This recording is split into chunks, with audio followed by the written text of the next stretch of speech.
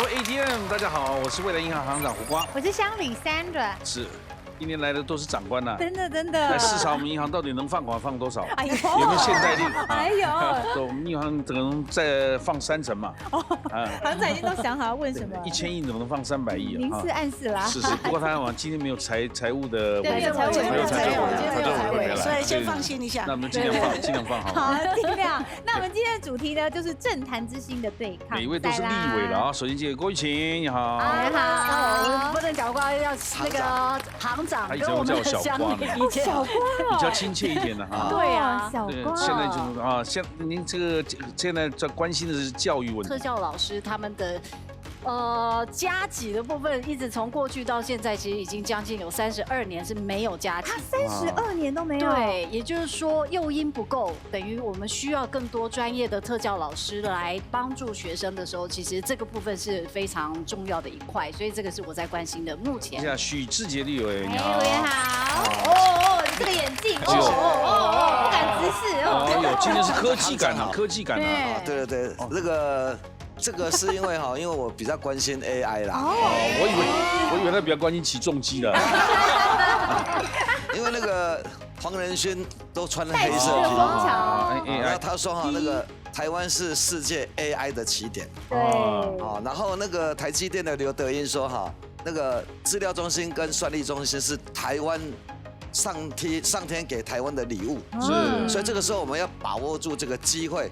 机会如果一流失就没了。接下来何清琼立委你好，委员好，还有乡里好，你好。委员关心的议题是我们关心台积电，台积电是护国神山，但是呢，在台湾呢，90%以上是中小企业，我们的护国群山，群山传统的产业里面把它提升，让它转型，不管是在它的产线上，或者在它的制程上，那每一个环节都能够运用我们的科技跟 AI 运算，或者是我们的智慧化。廖先祥委员你好，大家好，您关心的是？交通方面的啦，最主要其实不管各个族群啊，交通其实就是汽车嘛、机车跟行人嘛。那其实行人的安全这2年的安全其实已经得到非常广泛的注意了。大家都肯停，斑马线都停了，对，就是要礼让行人嘛，这是最基本的。所以你现在努力的是在这个对一些进行机车的一些市区道路进行机车的一些涂销限制这样。所以这个问题当然慢慢一一解决，多听听大家的声音了哈。安全还是第一的。当然。佩祥你好，委员等很久，等很久，前面那几个委员话太多了，尊重。委员好，委员关心的是。其实我关心的一直都是国道客运的经营状况，不只是司机的权益。再来就是能不能真的大数据跟 AI 是不是能够做到说让公车能够实质的在所有地方行驶？但是对于我们现在交通的路况，其实有很大的挑战。所以这些种种的困难，我跟先想我们在交通委员会都经过什么7堵8堵的来管理车的地方。好，谢谢委员，谢谢5位。来介绍2位专家，美女新闻主播沈景阳主播你好，主播好，主持人好，观众朋友大家好。加一个医师陈柏成医师你好，医师好，大家好。进行第1回合存款争夺赛。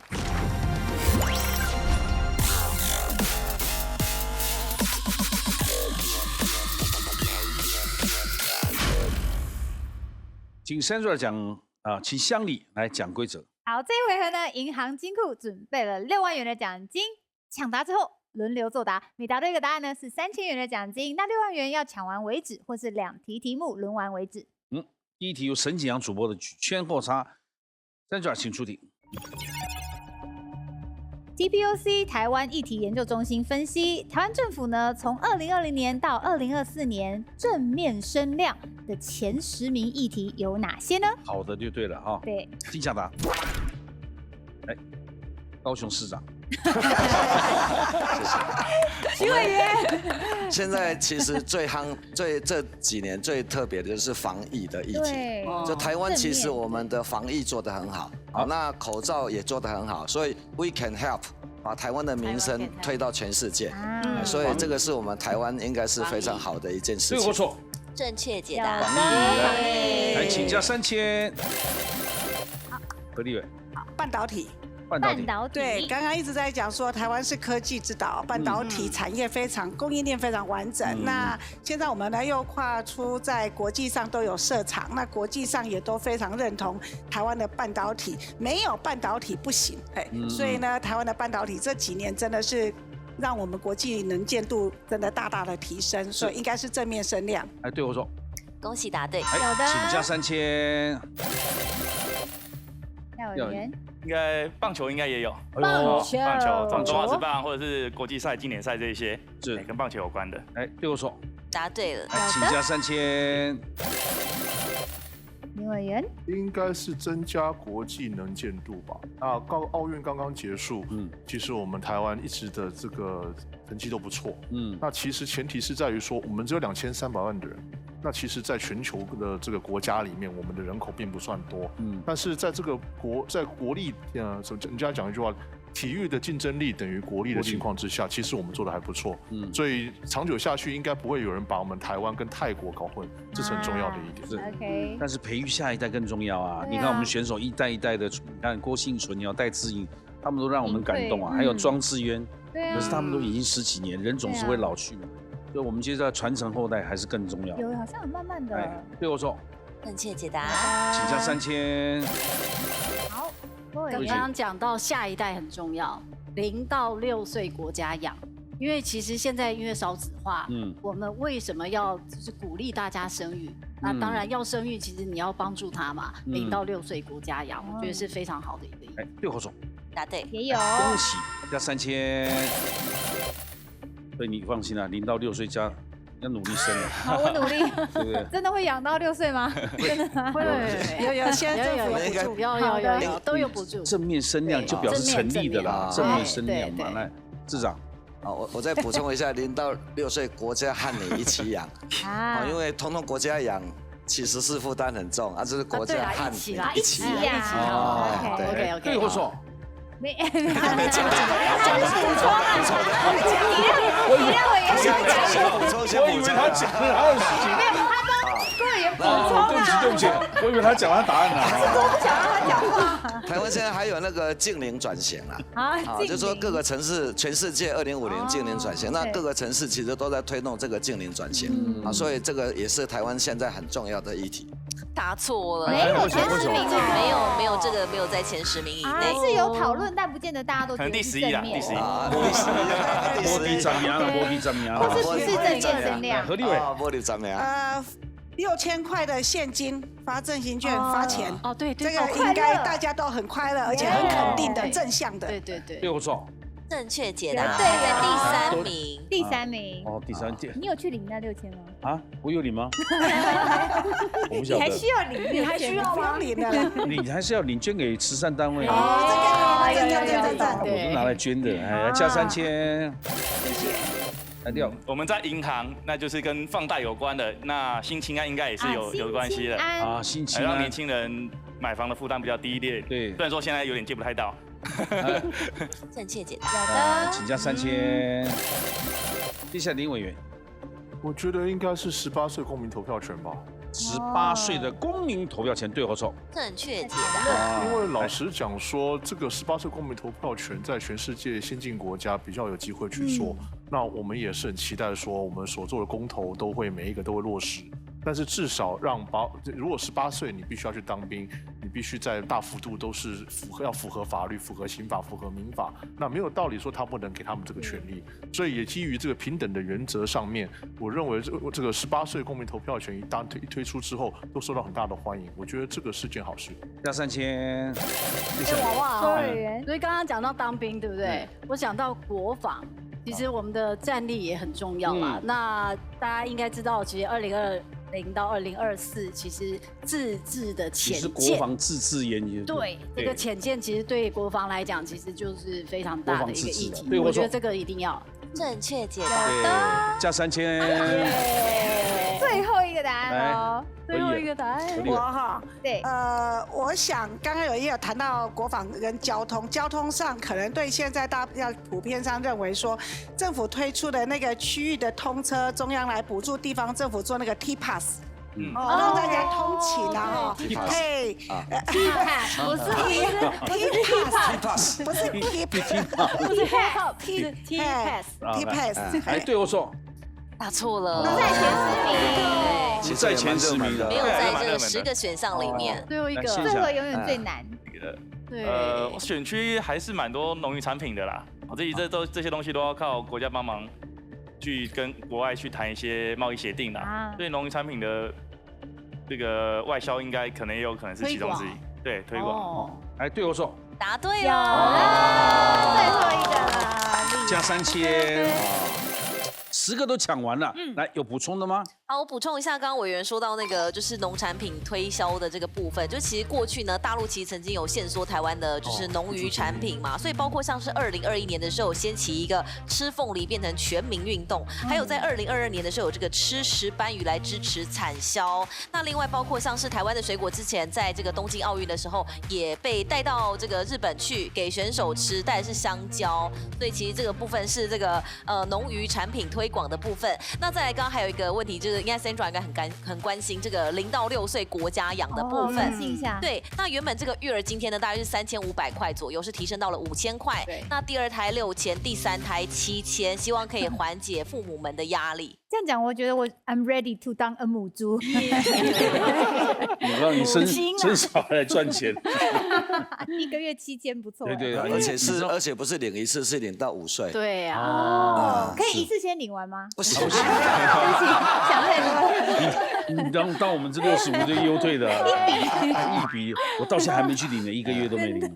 我这里你爱讲那个乡里讲一句话不可能。我在呀。对，那接下来还有3万块，接下来这一题就陈柏成医师来举全国差喽，来，请出题。政治人物呢总是忙到没时间好好吃饭，所以我们要了解正确吃饭的方式哦。请问吃饭有哪些 NG 的行为是医生说绝对不能这样子做的？闭上了。是啊。什么？是我吗？好，这个边吃饭边讲话。就是一底恭维，一底恭维。有时候我们会把很多空气放，你知道，会胀气。对，会胀气。不好了，那个饭会一直喷呢。对。第二个呢，你讲不好，会吸到你肺部里面。哎，对，那个其实很危险哎。恭喜你答对喽。好的。来，请加3000。立伟，吃太快。吃太快，因为我们其实跑行程有时候很紧。那真的是吃饭的时间，有时候根本就不太有时间吃，所以只要有机会把握的话，我们就赶快吃完。扒2口，所以那个速度太快哈，会消化不良。答对喽，千万不要狼吞虎咽哦。对，你看我们这录影放饭才10分钟啊，对，便当还没打开就开工了啊。不会，请加3000。来，委员。喝太烫的汤，或者吃太烫的东西啊。可是有想，台湾人最爱讲烧汤，我自己也很喜欢。那我自己喝太烫的汤的时候，你看我的口腔那个薄膜就会脱落，又破掉。几度叫做太烫啊？就是我们都是上来还在滚就喝了。我的还在滚，刚出锅哈，你就想要把它舀来喝，太烫。谁会喝冷汤就骂了啊！汤你给滚过来，人家另什么样的令？其实喝冷汤才吃到它的味道，喝热汤只是因为我们从小就这样，想暖胃啊。你看到饭冒烟上来，大家就成了。来，对我说，好像是不要超过70度了，这个要问医生。对我说，恭喜你答对了，这个非常的重要。对，要食道癌啊。没错，而且国际卫生组织这部分也把定说，温度在食物上面是2级致癌，所以温度过高的食物，不管是汤或食物的话，都有可能会致癌的风险。我们一般来讲的话，通常是在80度以上，但是我们通常会建议。就是最好60度为限，对很多小朋友泡牛奶，顶多就是在60度，不能再超过了。温的就好。对 ，OK。来，请加3000。很好聊这套。立伟。边吃饭边可能搭配一些可乐啊，或者是珍珠奶茶这一些热食物。恭喜答对哦！其实跟大家讲一下，我们是希望你的汤汤水水跟你的固体食物是分开的，所以在西餐里面。汤跟正食是分开的时间吃，因为很容易会呛到，很多人在吃东西的时候没有细嚼慢咽，或者是没有嚼碎之前，就大口的喝饮料。那这我们发现，在急诊室里面很容易因为这样子而呛到。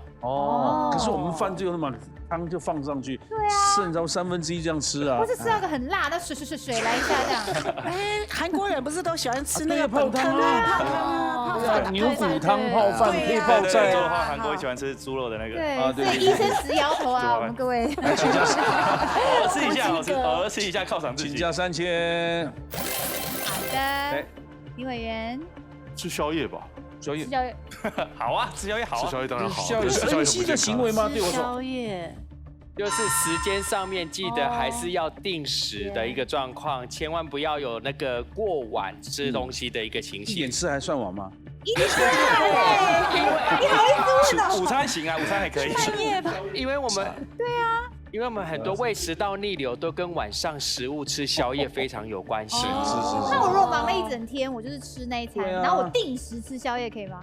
那你就睡觉的时间就不能离得太近，你就更要往后延你的睡觉时间。躺下去就胃食道逆流。对，就不能马上1点吃，可能4点才能睡。刚喝100温度的汤，但只好坐着睡了。就口腔癌加食道癌，加胃癌，好严重哦！加3000。现在没有时间，我们常常会吃隔夜，放在冰箱里头的，然后再拿出来。然后有些青菜其实是不能再加热，或者是有些人根本不加热，他就直接吃。恭喜答对了，不止隔夜，隔餐都不建议。所以很多的便当上面直接会给你写隔餐请勿用，便当上面一定会写这个字眼在上面。加3000。徐委员。刚刚讲的是定时，那我现在讲的是定量，因为我们政治人物在跑团哈，有时候有时间吃，有时候没时间吃，有时候吃2口就要跑，有时候突然有一天静下来没有行程，就可以大吃一顿，那这样子可能以量来讲对身体也不好。对，恭喜答对哦，我们还是希望8分饱是最重要。8分。其他在装甜点啊。我现在请加3000。我现在都鼓励那个7分饱，常常跑，多笑笑莫烦恼，天天忙永不老。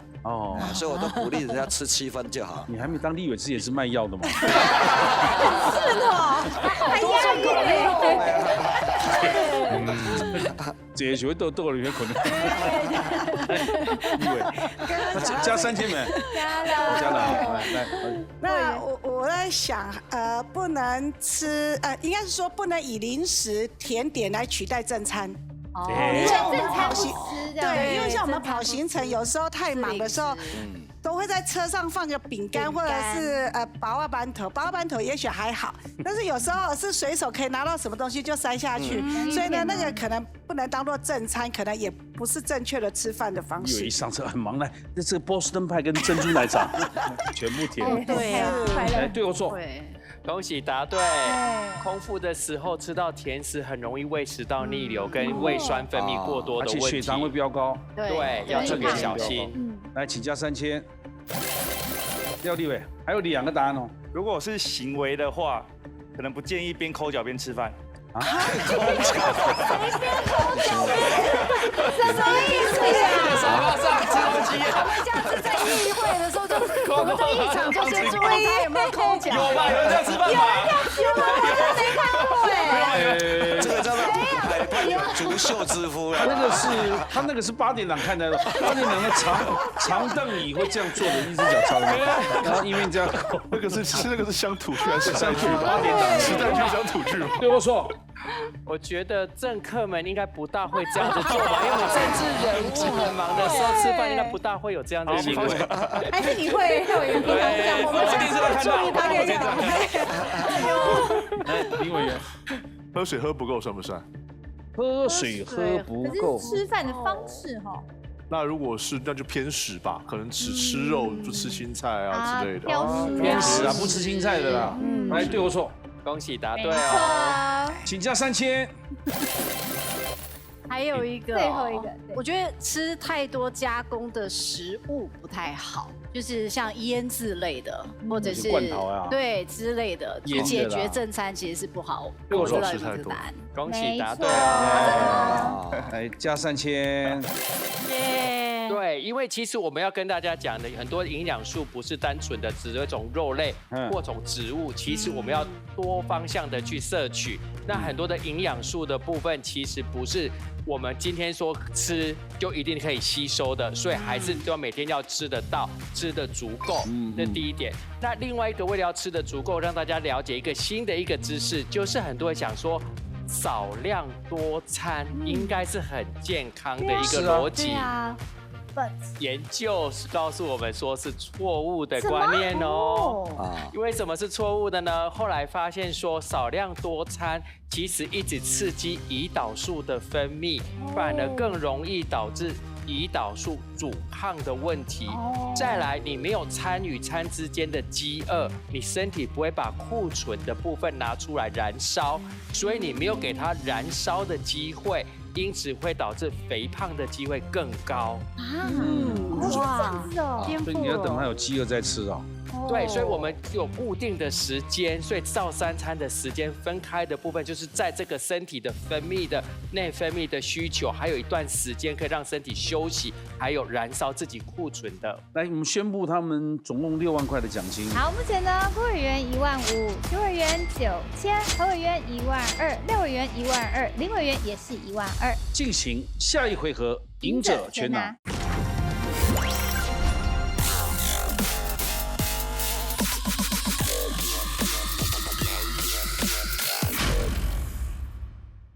赢者全拿，Sandra，请讲规则。好，这一回合呢，同时作答 A、B 2个选项，答对的话累积奖金1个人代表1000元，答错的话此轮就淘汰。那每一轮最后留下的那位委员呢，可以把当时账户里面累积的金额全部灌给自己，赢者全拿。总共进行3轮，第一轮请出题。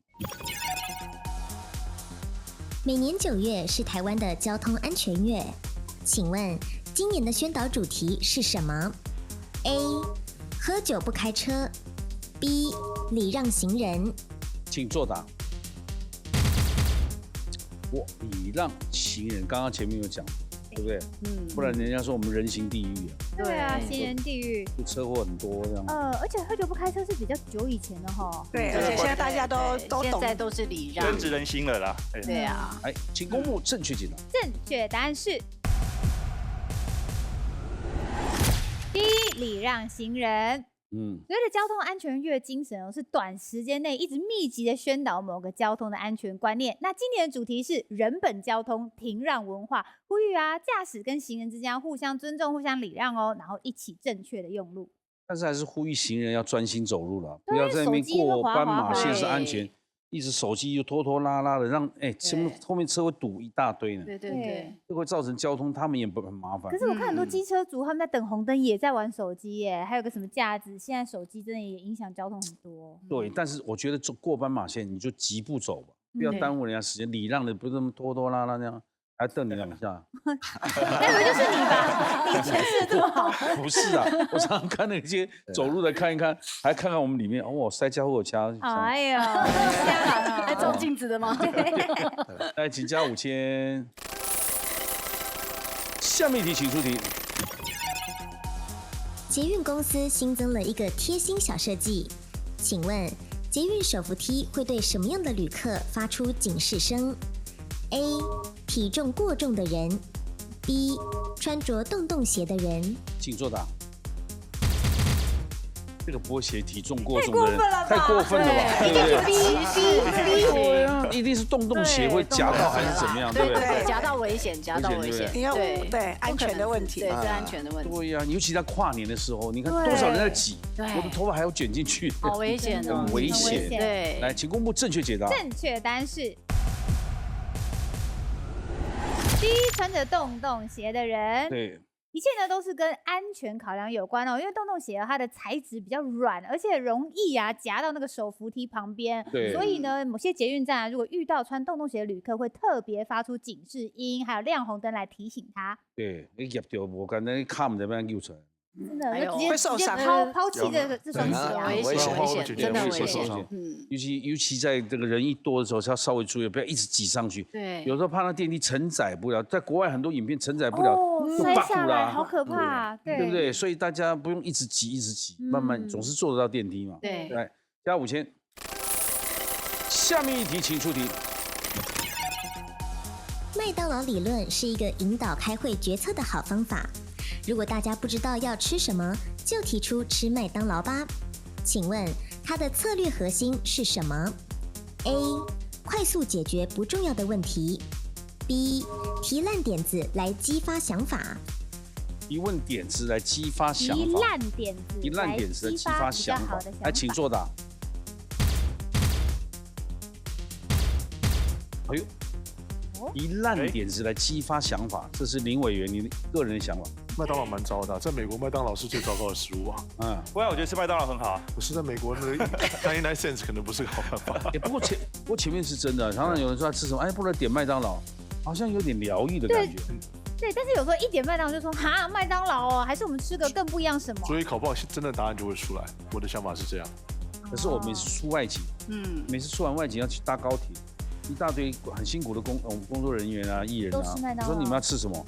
他说麦当劳，他就吃，对啦，就会很开心去买。对，好像家里也是常常会这样，说今天吃什么？不知道吃什么，讲麦当劳。我平时吃麦当劳啊。对，对啊，像我们办公室也一样啊，不想的。对啊，办公室有时候午餐不知道吃什么，因为大家可能有的第一个路途遥远不方便买，或者是要等的时间很久，觉得这个时程上赶不及。那像我们跑就要快的时候，想来想过去还要花时间去想要吃什么，还要花时间去等餐，所以呢不如吃麦当劳。而且那个很干净，一个袋子拿起来就里面什么都有。而且常常，比方说在附近这露营啊，其实我最想要去就是麦当劳，得来速最快。那比较快，对不对？就直接点。快速解决问题，因为它是素食嘛。快速解决不重要的问题，来，请公布正确解啊。我想考你一个事，你说，就说，你现在看起来比较年轻，对不对？你就说我最近都吃麦当劳，然后就说为什么？麦当劳台语怎么讲？你知道吗？这是一个冷笑话还是笑话？北当劳啦，北当劳，麦当劳北当劳，好笑，北当劳，来，请公布正确解答。正确答案是北当劳。第一提烂点子来激发想法。其实呢，这个 theory 麦当劳理论呢，指的是原本团队大家决策上不知道该怎么办的时候，刻意提出一个大家都觉得偏糟糕或是偏习以为常的选择的时候，大家不想就这样接受这个比较习以为常的选项的时候，激发大家，不行，我们不要这个，想一些更好的点子吧。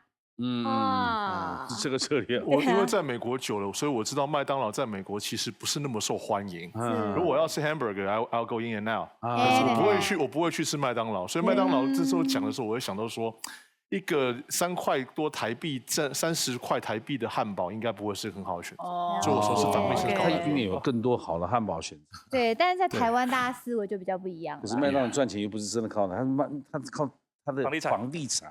它每个地方及早进驻的店，你看他们房地产。来，请加1000。厉害啊！请输入林佩祥委员的账号。厉害哦！这是第1回合，接下来进入第2回合，请出题。在2019年之前，台湾股市偶尔会在周末开盘，独步全球。请问是因为什么 ？A. 配合外资法人 B. 遇到补班日，请作答。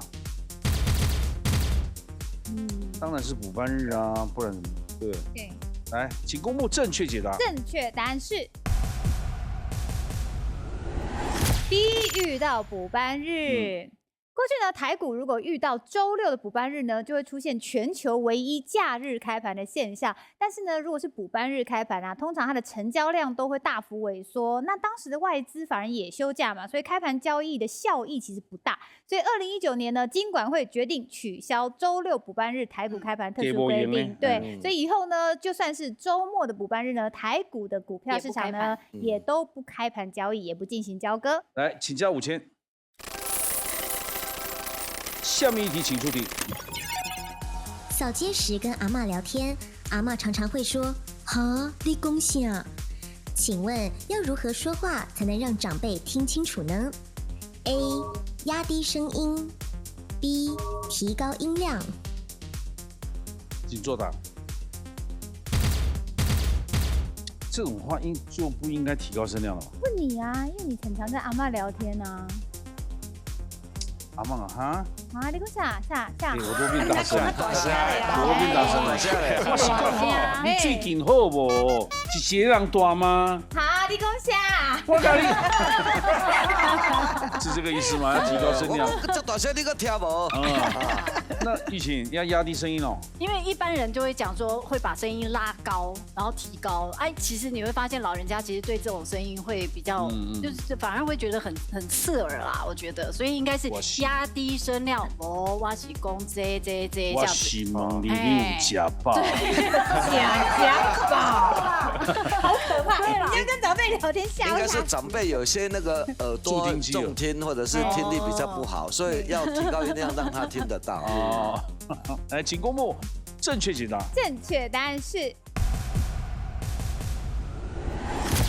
压低声音。其实有个很有趣的研究发现哦，老人家的重听其实是对高频的声音敏感度下降，所以你如果提高音量的话，他高频就已经听不清楚了，你提高也没有用嘛。所以把声音放沉一点，用清楚、缓慢、低沉的声音，他才会听得懂哦。哦，来，两位请休息，来旁边坐一下。我们要休息了，待会再见。加2000、7000。下面一题，请出题。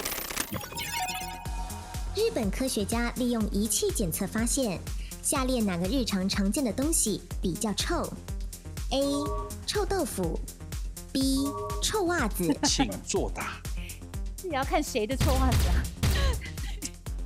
哦。臭豆腐是很远就可以闻到，臭袜子是，所以我才说要看谁的臭袜子，因为有一些袜子臭到不行哎，是吗？像我爸的啊，要看几天，应该看几天，应该是高中生吧，打篮球高中，就靠这一题了啦，就靠这一题了，臭豆腐它发酵的时间比较长，应该会比较臭一些。袜子比较臭吗？没有，它袜子就1天而已。重点是日本人对臭这个 sense 跟我们台湾不一样，所以日本他们觉得臭豆腐，他们都80%以上的日本人都不敢吃，所以他们那个仪器可能测的时候，为什么这么稀？你说他敢吃臭袜这样？他们敢吃纳豆，他们敢吃纳豆。逻辑正确。听我。既然是在日本，还有一个关键字叫常见。请问在日本会常见臭豆腐吗？好像不见得。你说纳豆常见，对不对？可是常见臭豆腐吗？我个人的观点是认为不会常见臭豆腐，所以应该是臭袜子。正确答案是 A 臭豆腐。那根据日本发酵学家测量结果，臭豆腐在世界上最臭的食物排名得到第10名，那是食物的排名。那资料显示啊，穿过很多天的臭袜子呢，它的臭味指数是120 AU， 有测量指数的一个单位 AU。而臭豆腐的臭味呢，比臭袜子高出了3.5倍之多。不过呢，因为臭豆腐是发酵制成的嘛，那发酵之中呢也产生很多益生菌，所以它不是只是光臭而已哦，它其实有利于肠胃的消化哦。好吧，来，请休息一下。那第1名应该是那个什么鲱鱼罐头，那个鲱鱼，那个瑞典还是挪威的鲱鱼，那个是好像是全世界第1名嘛 ，pH 值好像破表，那个差不多跟硫酸差不多，很可怕。要吃那个哈？有人就是喜欢刺激，喜欢刺激，不是那一点都不香，那很可怕。你没有闻过啊？真的很臭吗？我看过那个纸被它整个喷那个汁喷到之后是有点腐蚀的，马上变软这样，很可怕。加2些。下面一题，请出题。1997年亚洲金融风暴冲击韩国经济，年轻人压力大而衍生出3抛世代一词。请问3抛是抛弃下列哪3个 ？A. 就业、买房、健康 ；B. 恋爱、结婚、生子。你作答。好。有2个不选不同答案。对，我以为是恋爱、结婚、生子、抛弃。就变单身，不要想着。对，不会抛弃健康吧？对啊，恋爱、结婚是没有也还好啊，就不是那么必要。你就不恋爱、不结婚、生子，可是你健康没有。廖委员刚刚怎么那一段话有点忧伤啊？恋爱不重要，没关系，没有恋爱没关系。安慰很多观众，关是电视机前面的观众。但是林委员选的是 A 呀，就业、买房、健康哎。对啊，因为我记得那个时候。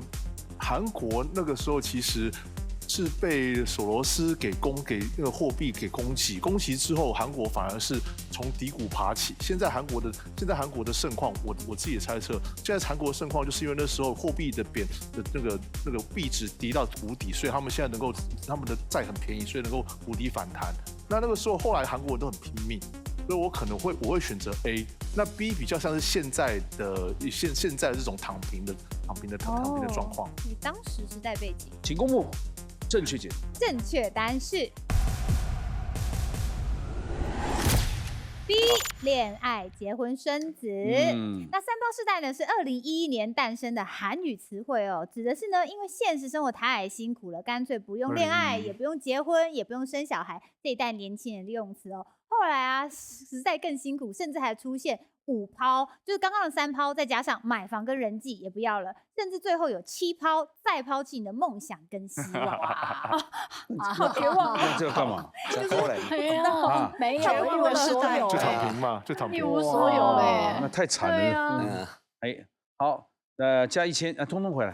好吧，来，这个还不好做。1万1，请输入了廖先祥的账户。哇，变成了一模一样2万3，2位平手。可是你们2个平手，大家也都还有机会。第3轮还有1轮，最后1轮，请出题。台湾的学校普遍都有营养午餐，请问教育部订定的午餐营养基准以什么为目标 ？A. 足够的热量 ，B. 均衡的饮食。请作答。你讲均衡饮食，来，请公布正确解答。正确答案是 B， 均衡的饮食。那教育部呢最新修订公布的学校营养午餐的食物内容跟营养基准里面啊，规定国小1到3年级呢是需要650卡，4到6年级呢需要750卡，国中呢是850卡。这个呢如果跟1960年那个时候制定的当时的国小学生要923卡，所以卡呢已经是不一样的热量了。这就显示出现在我们追求的是要吃得巧，就是营养均衡，再也不是只为了吃饱热量够就可以咯。好，加5000。下面一题，请出题。ATM 到底能存多少钱？请问，如果使用 ATM 存入同银行的账户，每天存款的最高限额是多少 ？A. 200万 ，B. 无上限。这是时事题嘛？对，这是请作答。红的时事题耶，应该是有不同答案呢。无上限的存哦，我觉得有上限吧。对啊，我也觉得有上限。有上限吧。对啊 ，ATM 是让大家方便存，那干嘛去限制它？有上限，有上限。好像这样要放很久，对不对？对呀。是怕机器烧掉。对啊。ATM 有上限，不临柜就好了。对啊。这也是我们的问题了，为什么不临柜就好了呢？很奇怪呢。200万吗？有人，因为他一次其实你绝对不可能放太多嘛。那你对啊，200万其实一天也要放20次哎。如果以10万来讲的话，等到那不上限我觉得有点夸张，谁会有那么多的现金？哎，就有人有。所以原则上也是很奇怪。所以原则上太大的金额，我们也不会去 ATM 存。对。所以原则上他可能也不会去设定到 ATM 的上限。有啦，你提存款，其实我们跨行转账或跨行提款都有上限，那更何况存款也是有，我觉得应该是有有上限嘛。存也是会有记录啊，对呀，是啊，而且一般人的习惯啊，像如果说你是这么大的金额，你不可能一天跑20次、30次，为了要存那200万，或是更无上限又更不可能。一般人的观念都是习惯嘛，我要是要存款。而且量又多的话，我一定是自己会去临柜，甚至呢，在台中你知道吗？银行还会服务到家嘞，我到你家里来拿，我到你公司来拿，帮你存款。我们是不会用 ATM 那个小额的那个理财啦，我们是比较不会啦。现在还有那个洗钱防治法，我不能换拿，不能换。OK， 其实他讲的就是金祥的想法是，如果是以银行来讲的话，如果没有法规规定的话，当然是越多存越多越好，是我们我们财务部财政部去限制这个东西的。如果只是我是想到在国外的话，是不是有上限，或者说这个金额是比200万更高？所以我现在不能换我答案吗？不能。OK， sorry。我觉得你还支持他？因为我后来想到说200万，因为是个固定的一个思维，一个，我觉得是个逻辑陷阱。可是因为我们有些想法说，哦，一天只能存200万、100万，但是我们没有想过说，如果从银行来讲，假设法规没有规定到这一条的时候，是不是可以上限？对，请公布正确解答。正确答案是 B， 无上限。我就觉得不对。对啊，对嘛，我就来不及换了。没修法。其实呢，多数银行的 ATM 呢，只要是到那个存款银行，而且你是使用同家银行的金融卡，其实存款是没有上限的。但是这还是依照银行跟机器不一样，会有单次存入的张数跟金额的限制。而且为了加强强制就防止洗钱，如果你存入不同银行的账户，或是你是同银行不同账户的话，每日才有受限，上限3万。如果是存到同银行的同户头，无上限。那你每天这样存也是会出事啊。你就出事记录啊！你以为大家银行会查你，银行不会管你，但是法务部跟财务部会查你。对啊，所以跟银行没有关系。1000天你都这样存？对啊，对，还要一次只存10万，分很多次存。对啊，仅加1000。6000块，请输入了廖先祥的账上。乡里3轮都比赛完毕了，我们宣布他们的奖金。好，最后郭委员15000，徐委员9000，何委员12000，廖委员29000，林委员23000。恭喜廖先祥立委获胜，进入最终决战 Battle ATM。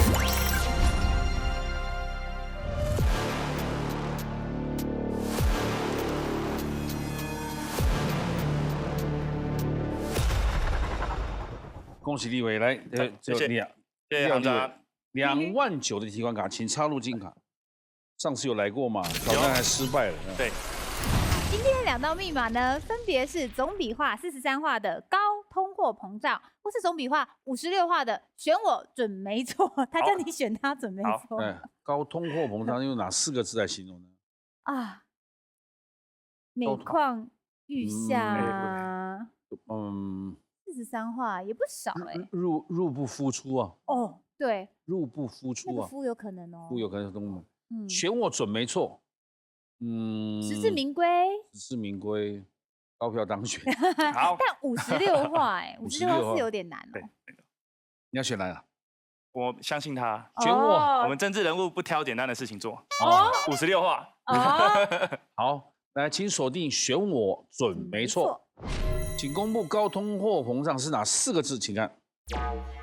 啊，米珠新贵。珠新贵。他的意思说米呢跟珍珠一样贵，然后柴火跟那个很贵的桂木一样贵。桂木很贵嘛，就是什么东西都很贵嘛。但是好像写得出来吧？这样想的话，好像写得出来。写得出来了。委员如果本来选到这个，写不出来。OK， 好。那个猪可能至少那个贵，我可能写很贵的贵。那这个选我准没错是哪4个字呢？请拿笔。 56话是有一点多。挑战准备了哈，请出题。斩钉截铁，玄武女大家听过嘛？来，计时开始。斩。很简单的啦，这次一定要拿准。真的吗？1、2、3、4、5、6、7、8、9、10。听清楚。清楚。1、2、3、4、5、6、7、8、9、10。 截铁，1、2、3、4、5、6，1、2、3、4、5、6、7、8、9、10、11、12、13、14。铁哦，铁很难解。3、4、5、6、7、8、9、10、11、12、13、14、21。停。啊。好，斩钉截铁已经写出来了。 对，来公布密码10101421，对或错？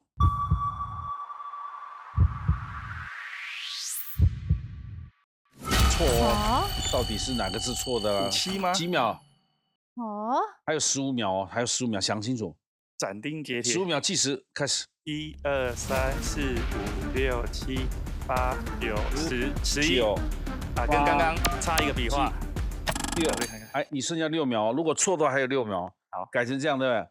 应该没。其实你刚刚展示写对了，你是可能笔画算错了，那2个密码算一起。11101421，对或错？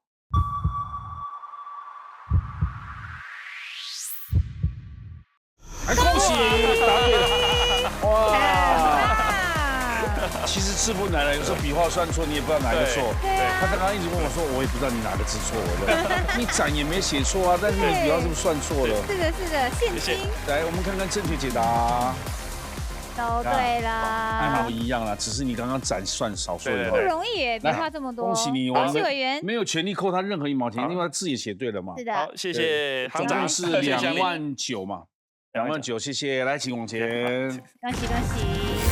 哎呀，恭喜！果然是斩钉截铁啊！对，哎呀，刚刚差的是捏了一把冷汗。对，但很厉害，笔画这么多，一字不差。哎，今天谢谢各位立委来我们现场，谢谢各位委员。哎，晚上8点锁定，拜托 ATM 把智慧变现，谢谢大家，大驾光临，谢谢。